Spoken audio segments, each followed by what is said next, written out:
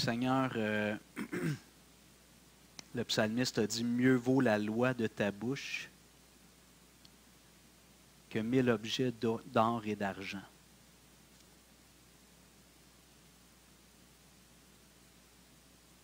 Seigneur, merci pour ta parole. C'est elle qui nous a amené le message du salut par sûrement un témoin, des témoins fidèles qui sont venus nous la partager.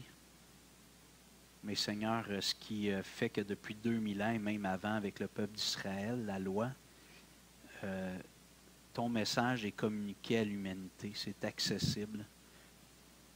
Et depuis maintenant quelques centaines d'années, la Bible a été traduite dans la langue populaire. Et maintenant, on l'a en format électronique, on peut la voir tellement facilement. Quand on était en vacances à Cuba, Seigneur, c'est un pays où les gens ne sont pas fortunés comme nous, les citoyens moyens ne sont pas fortunés comme nos citoyens moyens, mais tout le monde a un téléphone cellulaire. Tout le monde est en train d'écrire des messages, de naviguer. La Bible est accessible, je pense, dans la plupart des pays, peut-être les moins favorisés même. Seigneur, merci pour ta parole. Donne-nous de la chérir, de jamais la prendre pour acquis, c'est facile. Comme le mariage, comme les amitiés, comme l'Église, avec le temps, on prend pour acquis. Mais de toujours rester émerveillé devant ta parole. On te prie ce matin de préparer nos cœurs, d'ouvrir notre intelligence, Seigneur,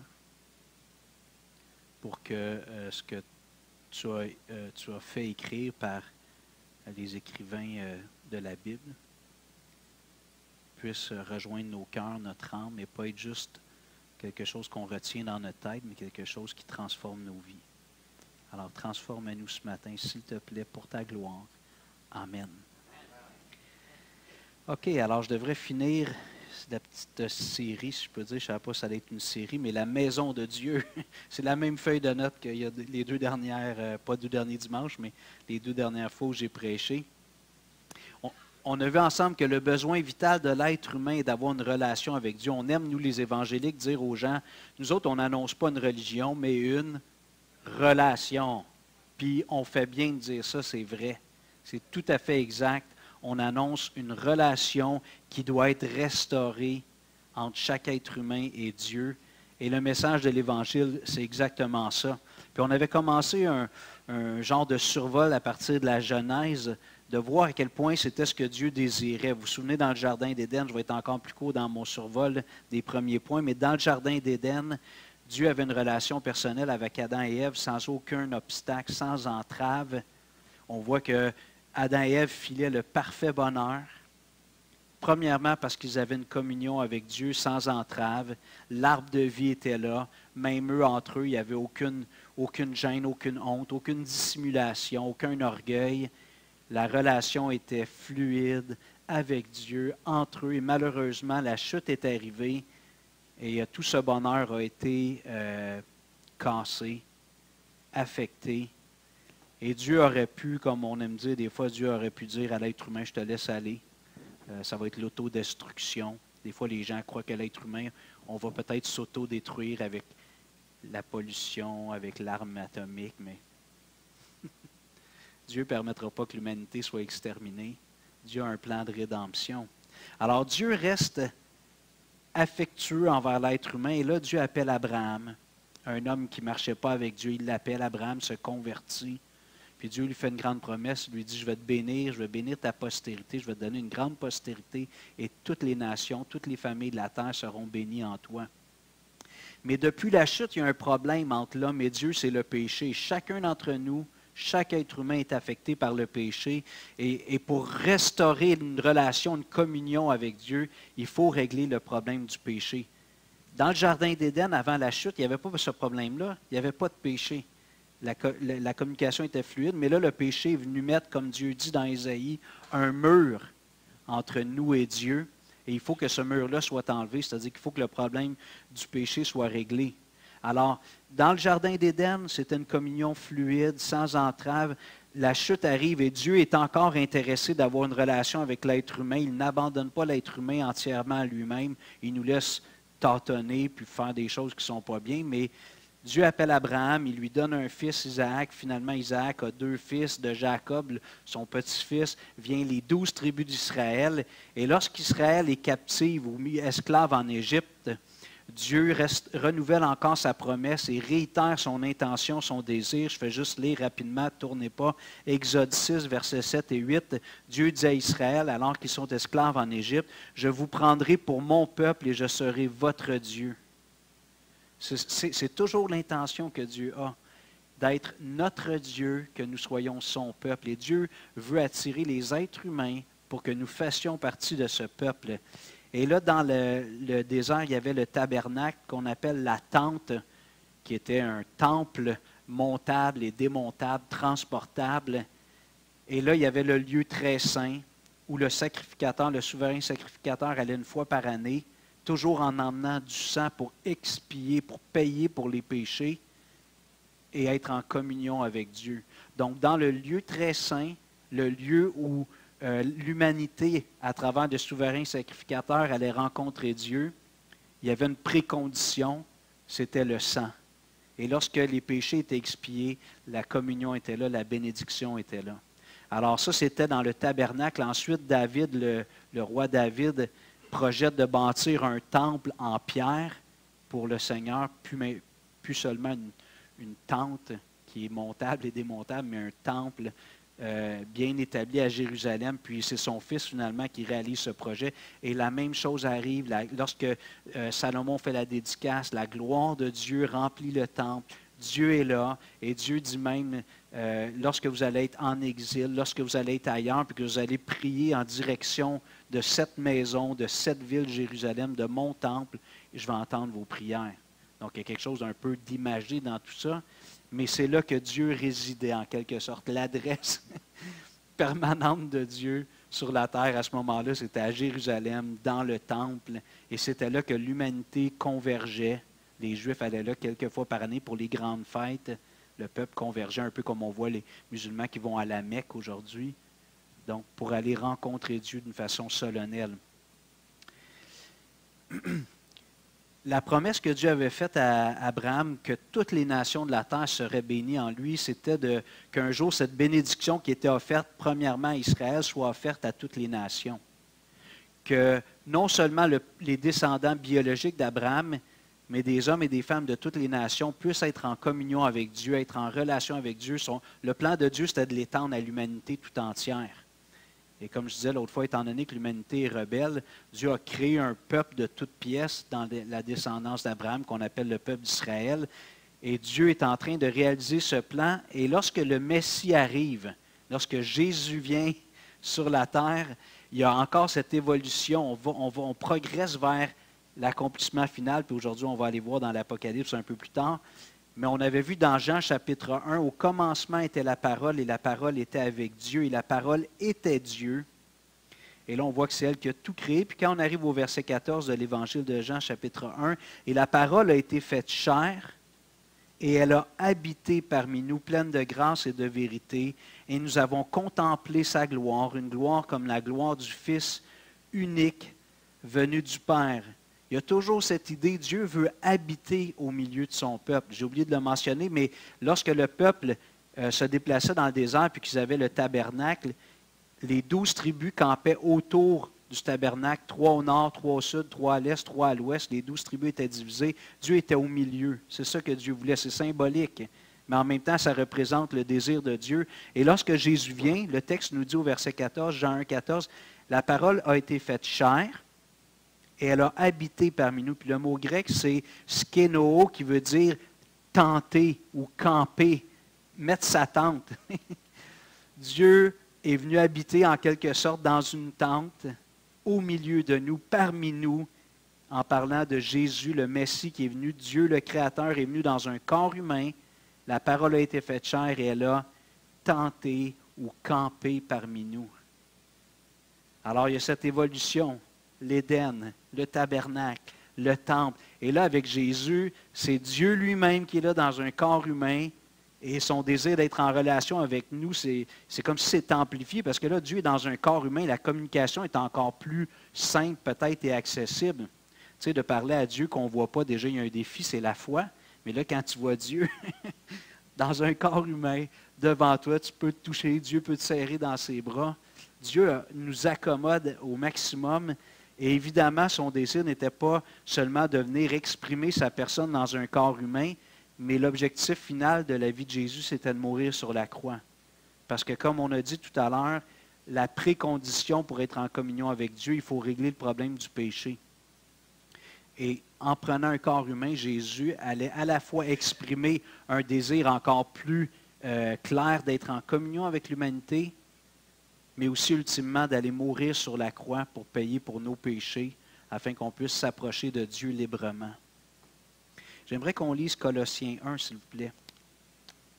Colossiens chapitre 1.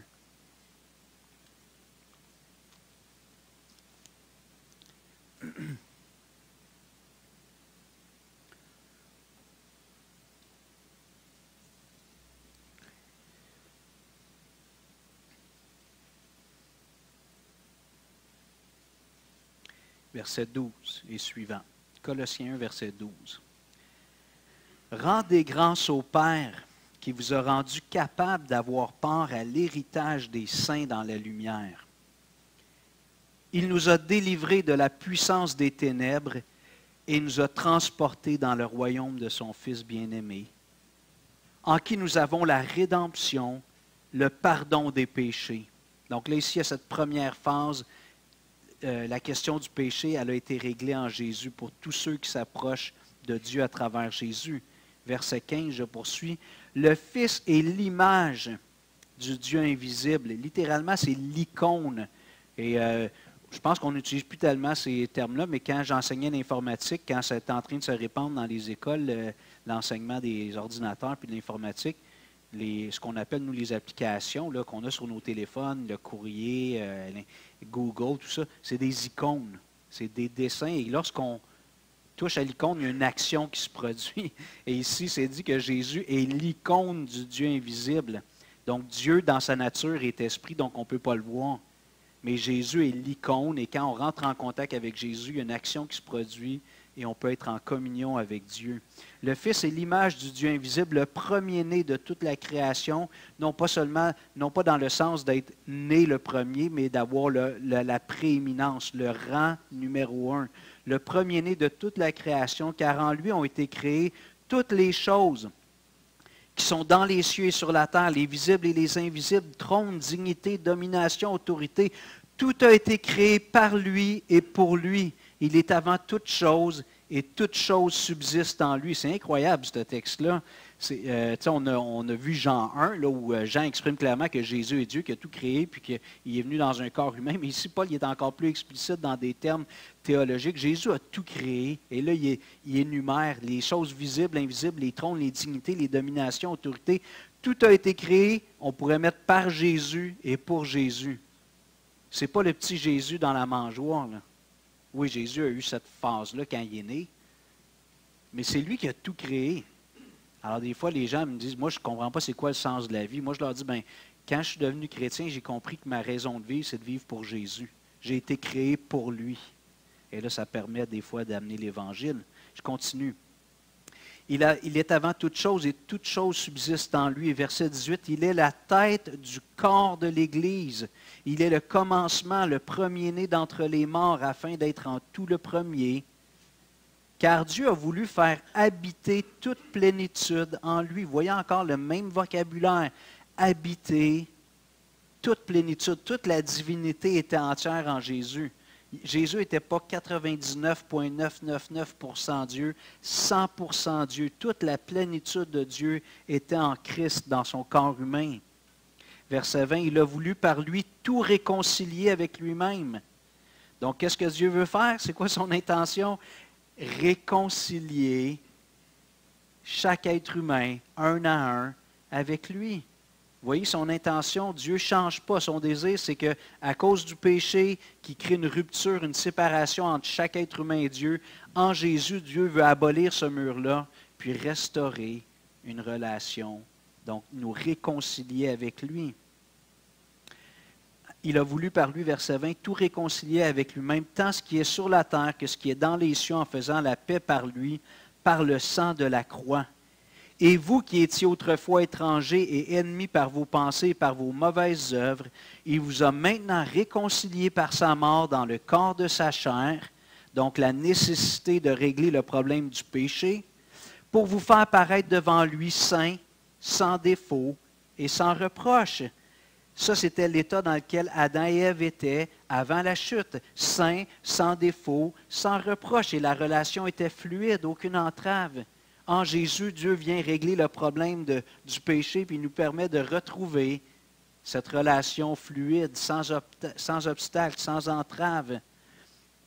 Verset 23, « Si du moins vous demeurez fondés et inébranlables dans la foi, sans vous détourner de l'espérance de l'Évangile que vous avez entendu, qui a été prêché à toute créature sous le ciel et dont moi, Paul, j'ai été fait le ministre. »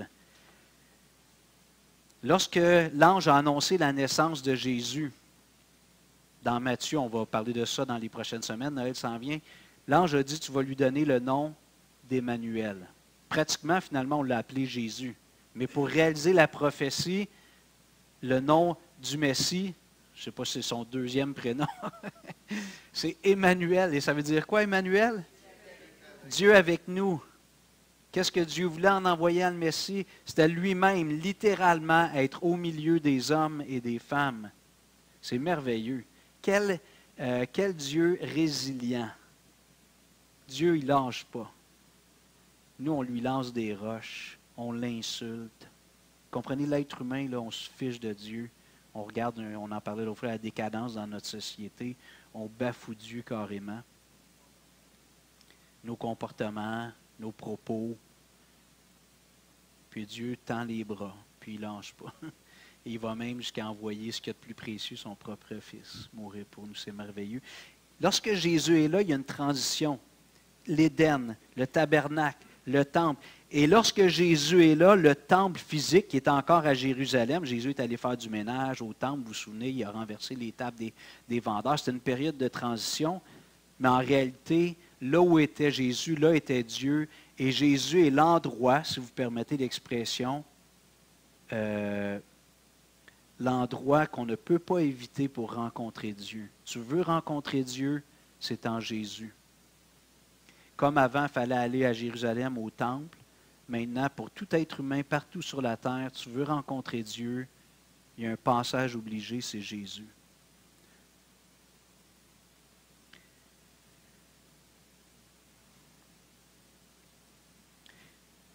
« 2 Corinthiens, chapitre 5, s'il vous plaît.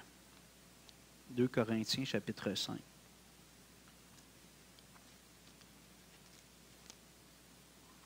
Versets 17 à 21.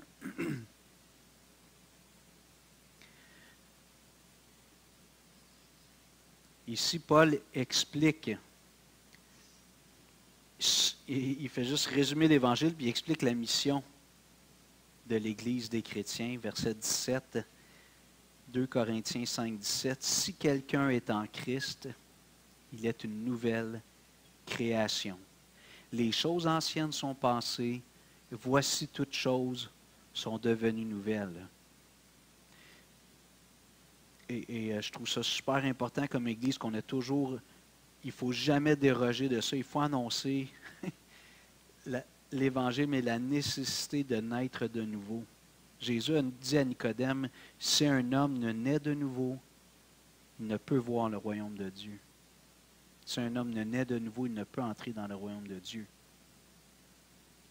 Et vous avez accepté il y a 5 ans qu'on ajoute le mot renaissance à notre Église, au nom de notre Église, parce que ça fait partie, c'est un morceau central du message qu'on annonce. Si quelqu'un est en Christ, il est une nouvelle création. Les choses anciennes sont passées, voici toutes choses sont devenues nouvelles. Et cela vient de Dieu, qui nous a réconciliés avec lui par Christ.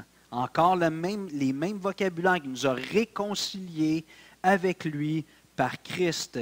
Et le mot réconcilier, on peut penser à l'aspect légal. Avant, on était comme des criminels, on était détachés de qui est Dieu, notre façon de vivre, de penser. Mais le mot réconcilier parle quand même d'une relation. Ce n'est pas juste un statut légal. Ce n'est pas juste de me faire passer d'un coupable à un juste. C'est d'avoir une communion avec Dieu. C'est ça que Dieu veut. Et je vous avais partagé au début, il y a plusieurs semaines, que tout comme les plantes ont besoin du soleil pour vivre, nous, on a besoin de Dieu. On a besoin de Dieu. Si on n'est pas connecté avec Dieu, on est mort. Puis comme chrétien, si on ne se connecte pas régulièrement en quelque sorte, c'est comme si on s'éteint lentement. Il faut garder cette communion avec Dieu. Je continue. Et tout cela vient de Dieu qui nous a réconciliés avec lui par Christ et nous a donné le ministère de la réconciliation. Car Dieu était en Christ réconciliant le monde avec lui-même en n'imputant point aux hommes leurs offenses. Et il a mis en nous la parole de la réconciliation. Là, il parle des chrétiens. Nous faisons donc les fonctions d'ambassadeurs pour Christ.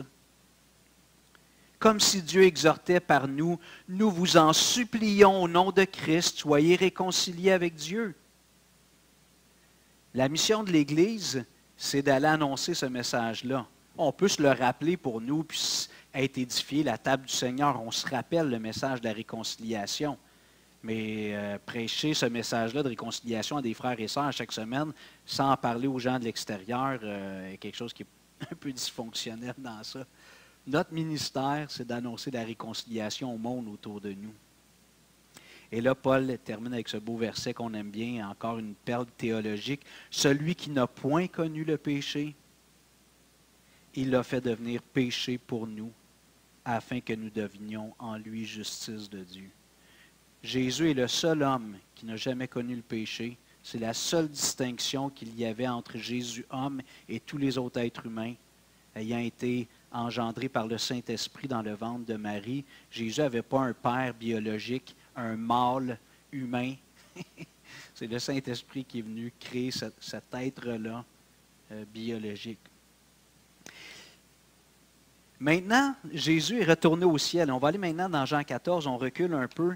Jésus sait qu'il va retourner au ciel, qu'il va mourir sur la croix, qu'il va ressusciter, puis après ça, qu'il va retourner dans la présence du Père. Donc, en quelque sorte, la maison de Dieu, elle va être téléportée au ciel.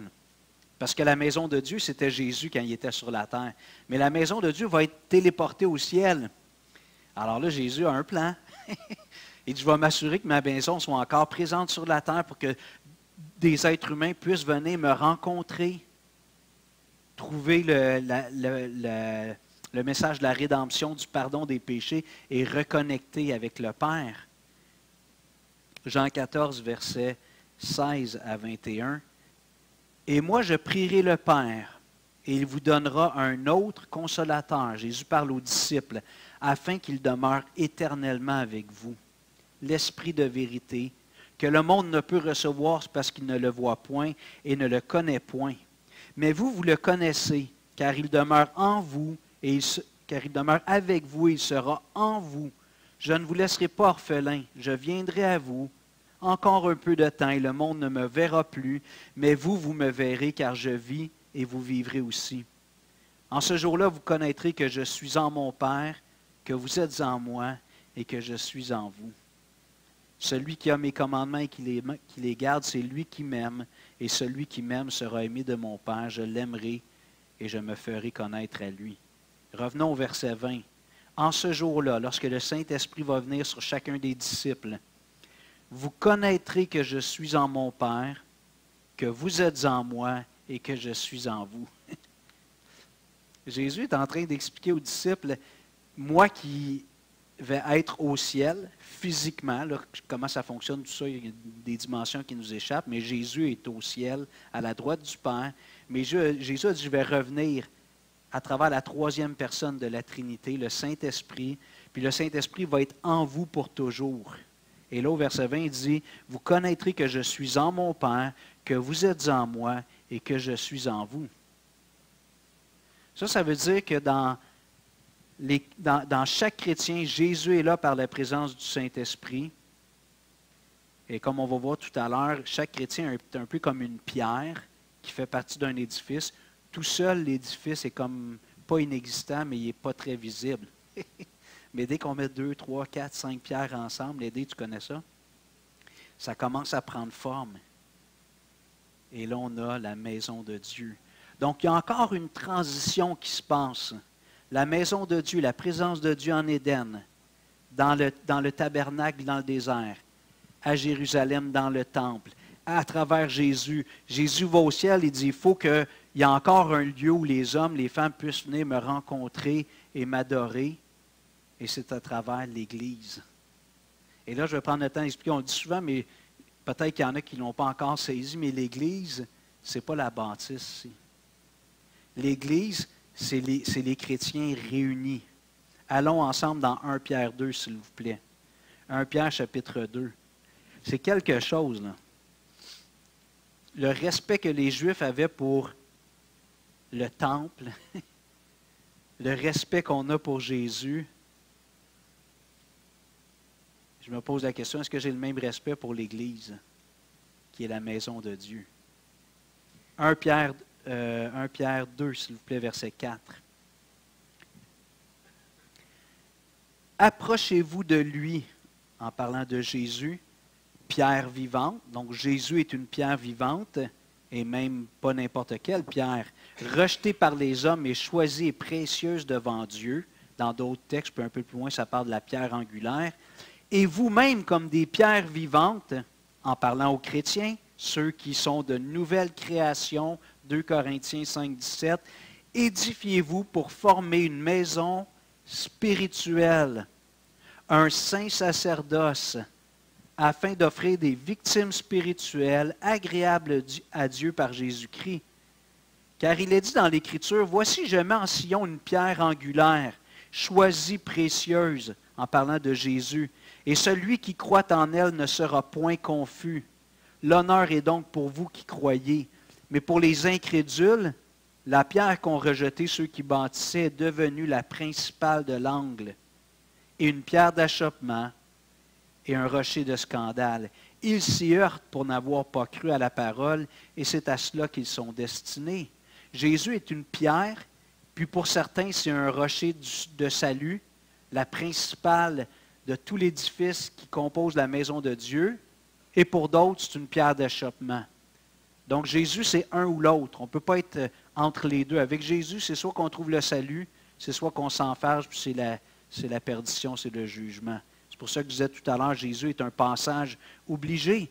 Mais là, pour rester dans cette métaphore d'une maison spirituelle, un saint sacerdoce, Paul ajoute au verset 9, « Vous, au contraire, contrairement aux gens qui n'ont pas cru en Jésus, vous êtes une race élue, un sacerdoce royal. » Ça, c'est un ensemble de prêtres, un sacerdoce royal, une nation sainte, un peuple acquis, afin que vous annonciez les vertus de celui qui vous a appelé des ténèbres à son admirable lumière.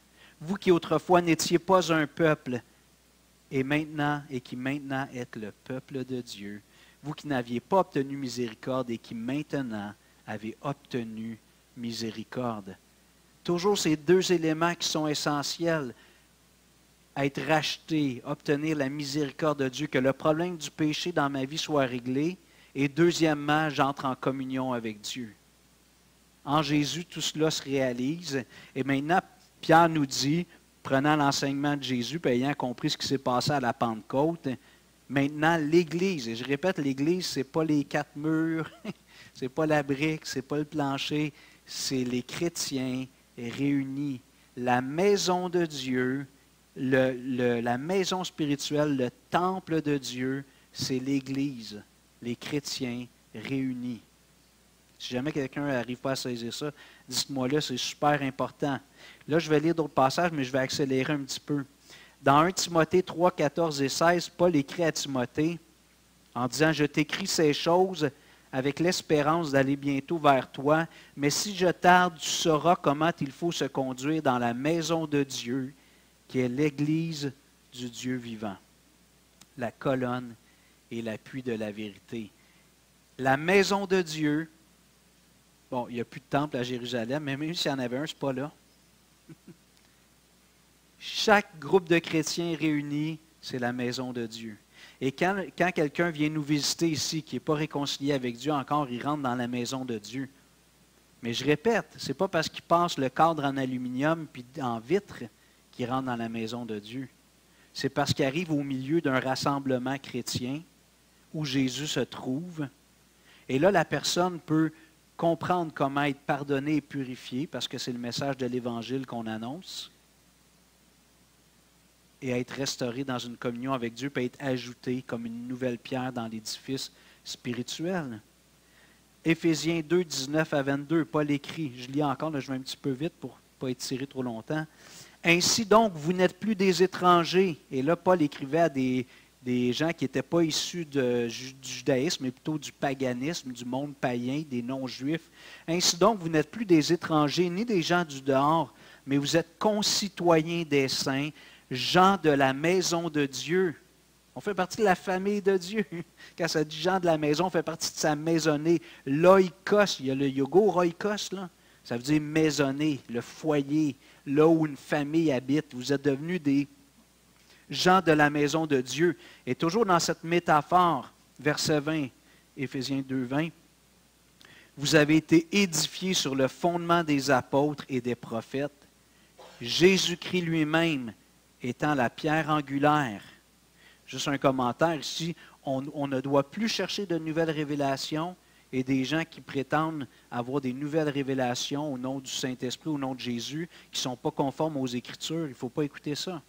Le fondement est déjà mis. La pierre angulaire, c'était Jésus. Les apôtres ont écrit ce qu'on appelle le Nouveau Testament. C'est complet. On n'a pas besoin de chercher des nouvelles révélations. C'est complet. Quelqu'un vient voir et il dit, as-tu lu l'Évangile de Thomas? Je n'ai pas besoin de ça. Le livre est complet. Je continue. Verset 21. « En lui, tout l'édifice bien coordonné s'élève pour être un temple saint dans le Seigneur. En lui, vous êtes aussi édifiés pour être une habitation de Dieu en esprit. » Je ne sais pas si vous réalisez comme moi, c'est glorieux ce qu'on apprend sur nous-mêmes. Nous sommes la maison de Dieu. Oui, chacun d'entre nous, Paul dit que notre corps est le temple du Saint-Esprit, mais de façon corporative. Quand on se réunit au nom de Jésus, il y a comme une maison de Dieu qui est là. Il y en a plein sur la terre. Et les non-croyants, lorsqu'ils rejoignent un groupe de chrétiens, que ce soit dans une bâtisse à l'intérieur, que ce soit une réunion dans un parc, lorsqu'un non-chrétien vient au milieu, vous comprenez, pas au milieu d'un cercle, mais parmi nous, cette personne-là est dans la maison de Dieu. Je prends le temps de mettre l'emphase un petit peu sur ça parce que on a eu une discussion il n'y a pas tellement longtemps, je pense en septembre, au conseil d'administration. Puis on se demandait, est-ce que le bâtiment de l'Église baptiste évangélique Renaissance de Rivière-des-Prairies est un lieu saint par lui-même? Est-ce que cette bâtisse-là ici, elle est sainte? Et peut-être votre réflexe, c'est de dire oui, mais la réponse, c'est non. Avant, ici, c'était une pharmacie, puis je ne sais pas quoi d'autre, là. Un dépanneur. Ils vendaient peut-être des magazines pas recommandables. Mais je ne pense pas que Daniel et la gang, dans le temps, ont fait des séances d'exorcisme dans la... Tu sais, on a acheté, puis là, on a prié, jeûné avec des prières incantatoires, puis on a purifié le lieu. Je pense qu'il n'y a personne qui a fait ça, Linda, non, Michel? OK. Vous comprenez? Mais quand le lieu a été habité, occupé par les chrétiens, là, c'est devenu un lieu saint. Mais quand là, on quitte la réunion ici, puis que le dernier barre la porte, ce n'est pas un lieu saint. On pourrait vendre la bâtisse ici un jour, puis que ça redevienne une pharmacie, un petit commerce de chandelles qui sentent bon. Vous comprenez? N'importe quoi. Alors, je prends le temps de mettre l'emphase, la maison de Dieu, ce n'est pas le lieu physique ici. C'est super important, parce que sinon, on a tendance à sacraliser le lieu. Sacraliser, ça veut dire le rendre sacré. Le lieu ici n'est pas sacré. Ce qui est sacré, c'est nous. Nos rencontres. Si un jour, Dieu permet qu'il y ait de la croissance, puis on achète une autre propriété, on s'installe ailleurs, puis qu'ici, c'est un commerce, je ne sais pas quoi qui s'installe, ça ne sera pas un lieu saint ici. Le lieu saint, il part avec nous autres. Alors là où je veux en venir un petit peu avec ça, c'est que notre bâtisse, notre bâtiment, c'est un outil que Dieu nous a donné. Et on peut s'en servir pour toutes sortes de ministères, toutes sortes de fonctions pour atteindre la mission. Et tu sais, quand on étudie un peu l'histoire du catholicisme et les grandes religions du mouvement chrétien, à un moment donné, il y a des traditions qui s'installent. Lorsque des gens ont besoin d'aller à Sainte-Anne-de-Beaupré, à l'oratoire Saint-Joseph, parce qu'ils pensent qu'ils vont pouvoir aller allumer des bougies et avoir des faveurs de la part de Dieu, c'est une fausse croyance. Ils montent les marches à genoux. Mais ça, c'est des choses qui s'installent avec le temps.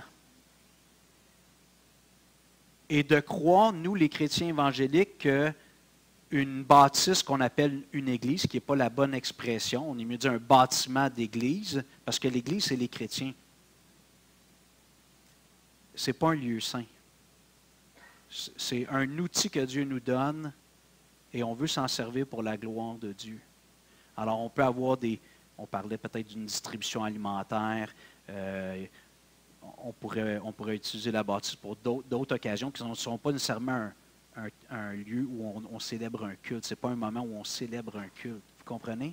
La bâtisse, c'est un outil que Dieu nous donne pour qu'on puisse accomplir la mission. Donc, c'est important de comprendre que le lieu ici, ce n'est pas un lieu saint. Évidemment, les belles bâtisses qui sont construites au fil des siècles, souvent, c'est riche. Moi, j'aime aller dans des vieilles églises, soit ici ou en Europe, en bois. On dirait qu'ils ont une âme, ces bâtiments-là. Vous comprenez ce que je veux dire? C'est chaleureux, tu parles, il y a de l'écho. Quand je suis allé avec mon père et mon frère en France, l'église dans le village de notre ancêtre, elle a été construite entre l'an 1000 et l'an 1300. J'ai des photos. Tu peux être au fond, tu dis quelque chose, pas de micro, tout le monde entend. L'acoustique est formidable. Non, puis il bâtissait droit pareil. Mais cette église-là, là-bas, dans le village de Mano, en France, c'est pas un lieu saint. Mais à cause de l'architecture, un peu des idées qu'on associe avec la bâtisse, on a l'impression qu'il y a quelque chose de plus solennel. Mais que j'aille à l'oratoire Saint-Joseph, bon là, je sais qu'il y a des statues et tout, là, mais vous comprenez les limites de la comparaison. Ou ici, c'est deux bâtisses comparables. Ce qui fait que le lieu est saint, c'est lorsque des vrais chrétiens sont réunis au nom de Jésus. Alors, je vous encourage si jamais vous avez des questionnements sur ça, venez me voir. Parce qu'on va en parler avec Denis la semaine prochaine. Dans les prochains temps, on veut que l'Église, on veut atteindre encore plus la communauté. Puis la bâtisse, si on la paye toute l'année, puis on s'en sert environ entre 10 et 15 heures par semaine, ça se peut qu'on essaye de l'utiliser plus pour accomplir la mission. Et ce ne sera pas nécessairement toujours une célébration chrétienne, vous comprenez, avec des chants, la parole qui est annoncée. Oui, c'est ça. Ça peut être des rencontres, ça peut être de l'aide, de l'entraide. Ça, c'est un peu une boîte vide que Dieu nous a donnée, puis c'est à nous de bien l'utiliser. On va aller dans l'Apocalypse, je vais terminer avec ça, Apocalypse 21. Alors, pendant le temps que vous tournez Apocalypse 21, je refais la séquence. Jardin d'Éden, tabernacle, temple, Jésus, l'Église. Et là, maintenant, on va aller voir l'état final, comment ça va se passer finalement pour l'éternité. Apocalypse 21, versets 1 à 8. Je vous invite à le lire avec moi, j'attends un peu. Apocalypse 21, à la fin de la Bible.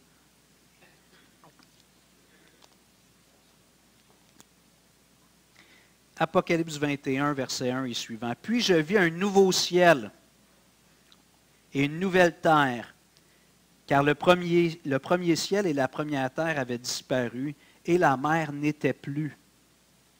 Et je vis descendre du ciel d'auprès de Dieu la ville sainte, la nouvelle Jérusalem, préparée comme une épouse qui s'est parée pour son époux. J'entendis du trône une voix forte qui disait, « Voici le tabernacle de Dieu avec les hommes. Il habitera avec eux, et ils seront son peuple, et Dieu lui-même sera avec eux. Il essuiera toute larme de leurs yeux, et la mort ne sera plus. Il n'y aura plus ni deuil, ni cri, ni douleur, car les premières choses ont disparu. » Voyez-vous encore le même vocabulaire.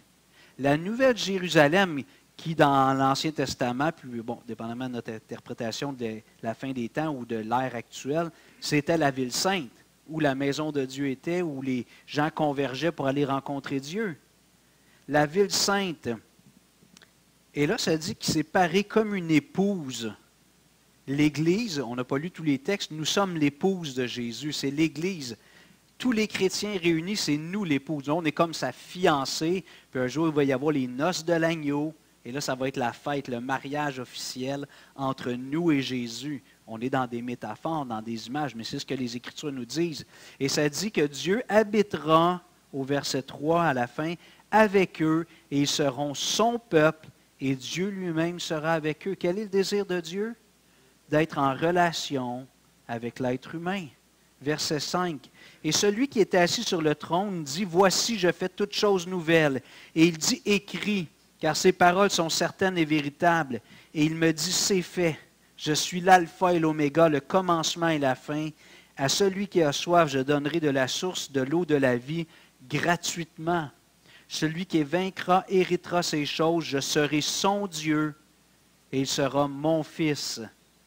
Mais pour les lâches, les incrédules, les abominables, les meurtriers, les débauchés, les magiciens, les idolâtres et tous les menteurs, leur part sera dans l'étang ardent de feu et de soufre, ce qui est la seconde mort. » Donc, qu'est-ce que Dieu veut au verset 7? Il veut être notre Dieu, puis on veut qu'on soit ses fils et ses filles. Une famille. Dieu est notre papa, nous sommes frères et sœurs, Jésus est notre grand frère.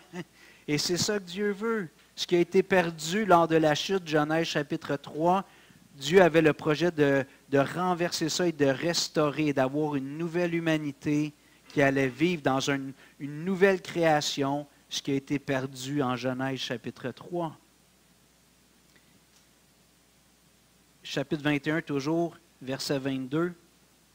« Je ne vis point de temple dans la ville. » Là, on est dans l'état éternel qu'on appelle. Comment ça va se passer pour l'éternité? Ça ne changera plus après. « Je ne vis point de temple dans la ville, car le Seigneur Dieu Tout-Puissant est son temple, ainsi que l'agneau. » Plus besoin de temple, de bâtisse. Dieu est là, littéralement, Dieu est là. Jésus va être là physiquement dans ce corps glorifié qu'il a eu après sa résurrection. La ville n'a besoin ni de soleil, ni de lune pour l'éclairer, car la gloire de Dieu l'éclaire et l'agneau est son flambeau. Pas besoin de soleil puis de lune. Les nations marcheront à sa lumière et les rois de la terre y apporteront leur gloire. Ses portes ne se fermeront point le jour, car il n'y aura point de nuit. On y apportera la gloire et l'honneur des nations. Il n'entrera chez elles rien de souillé, ni personne qui se livre à l'abomination et au mensonge. Il n'entrera que ceux qui sont écrits dans le livre de vie de l'agneau. Et il me montra un fleuve d'eau de la vie, limpide comme du cristal, qui sortait du trône de Dieu et de l'agneau. Au milieu de la place de la ville et sur les deux bords du fleuve, il y avait un arbre de vie, produisant 12 fois des fruits rendant son fruit chaque mois, et dont les feuilles servaient à la guérison des nations. L'arbre de vie, l'accès a été interdit. Genèse chapitre 3, à la fin, Dieu met des chérubins qui interdisent aux hommes d'aller dans le jardin d'Éden consommer l'arbre de vie. Est-ce qu'il existe encore physiquement? Je n'ai aucune idée. Là, je ne spéculerai pas. Il y a toutes sortes de films de science-fiction.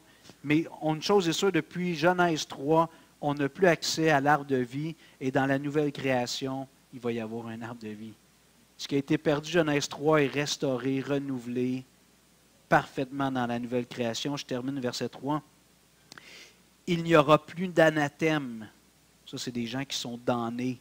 Le trône de Dieu et de l'agneau sera dans la ville. Ses serviteurs le serviront et verront sa face, et son nom sera sur leur front. Il n'y aura plus de nuit, et ils n'auront besoin ni de lampe, ni de lumière, parce que le Seigneur Dieu les éclairera, et ils régneront au siècle des siècles. Amen. Alors, frères et sœurs, ça c'est ce qui nous attend. Tu sais, quand les Écritures nous disent de chérir et de penser à l'héritage qui nous est réservé dans les cieux, c'est ça. Mais là, on n'est pas là encore. Ça nous excite. C'est comme les fiancés qui ont hâte au jour du mariage. Ils ont hâte de se marier, ils ont hâte au jour J. Mais en attendant, Dieu leur demande d'agir puis de vivre d'une certaine façon. Un jour, il y aura le mariage puis il y aura la célébration. Et nous, l'Église, en attendant, je répète, juste votre attention une minute encore.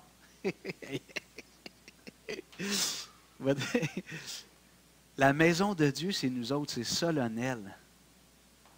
Ce n'est pas la bâtisse. Retenez cette chose-là, s'il vous plaît. C'est nous. C'est solennel. Et comme Pierre a dit, puisque celui qui vous a appelé est saint, vous aussi soyez saints dans toute votre conduite. Et soyons des ministères, des ambassadeurs de la réconciliation. Je vous invite à vous lever, je vais prier. Seigneur, tu es merveilleux. Au fil des années, on prend pour acquis notre relation avec toi. En tout cas, moi, ça m'arrive. Des fois, je cesse un peu de m'émerveiller devant ces grandes réalités. Et Seigneur, merci parce que ta parole, elle est là justement pour ça. L'Église est là pour qu'on puisse s'exhorter, s'exciter à la charité, aux bonnes œuvres, s'édifier par des cantiques, par des enseignements, des prédications, des partages, et pour que nos cœurs restent bien réchauffés d'amour pour toi et aussi bien engagés dans la mission que tu nous confies.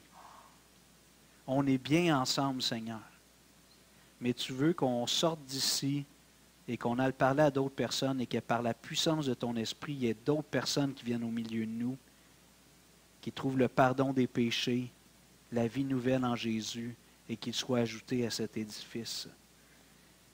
Comme on a parlé avec Denis dans le bilan du sondage, on va en parler la semaine prochaine avec Denis, on va peut-être être obligé de prendre des décisions dans les prochaines années pour essayer d'accélérer autant que ça dépend de nous le processus d'atteindre des gens, d'être ouvert sur la communauté.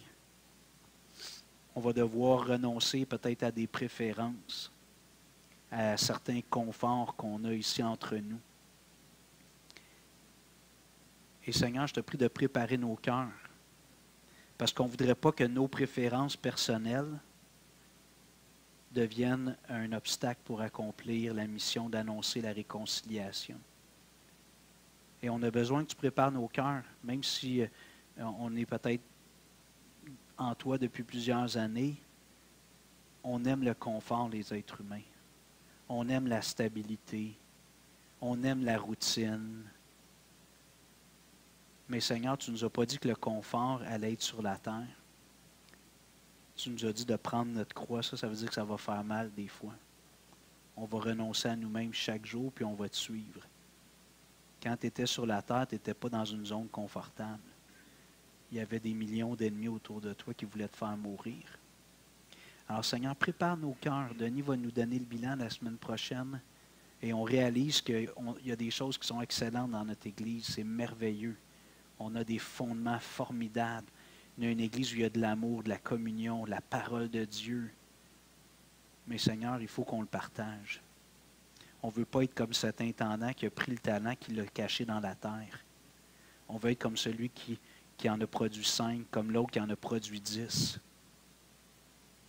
Et on va être dérangé des fois dans nos préférences, dans notre routine, dans nos habitudes, dans notre confort.